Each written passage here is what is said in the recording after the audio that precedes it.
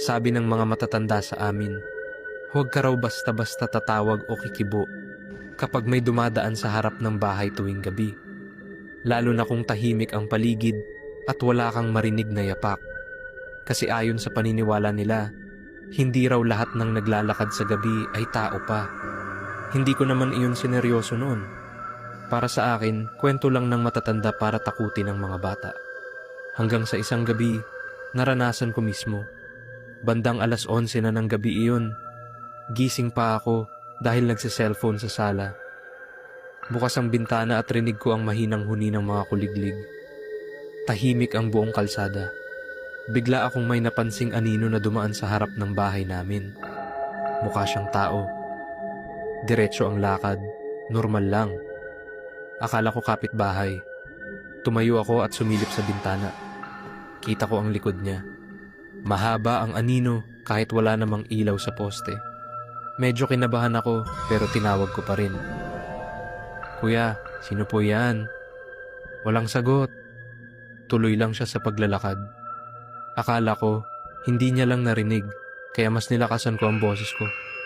Kuya, gabi na. Hello? Diyan po Is ba kayo anyone pupunta? Wala pa rin. Hindi siya lumingon. Hindi bumagal ang lakad. Para bang wala akong sinabi. Napaisip ako, kung tao yun, kahit papaano, lilingon o hihinto.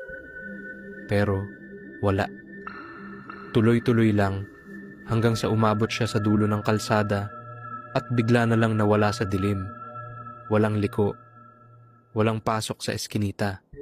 Parang bigla siyang naglaho. Kinilabutan na ako. Bumalik ako sa upuan ko, pero hindi na ako mapakali. Maya-maya, may dumaan ulit.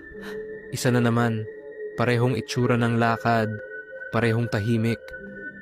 Tinawag ko ulit, pero ganoon din. Walang pansin. Doon ko naalala ang sabi ni Lola. Kapag tinawag mo sila at hindi sumagot, huwag mo nang uulitin. Hindi na sila tao. Napatingin ako sa orasan. 12:00 na. Biglang may dumaan na pangatlo. Mas mabagal.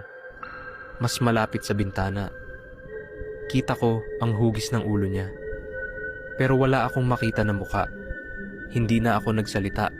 Hindi na ako huminga halos. Dumaan siya sa harap ng bahay namin, huminto saglit, at dahan-dahang humarap sa bintana ko. Doon ko napagtanto na mali pala ang ginawa ko noong una.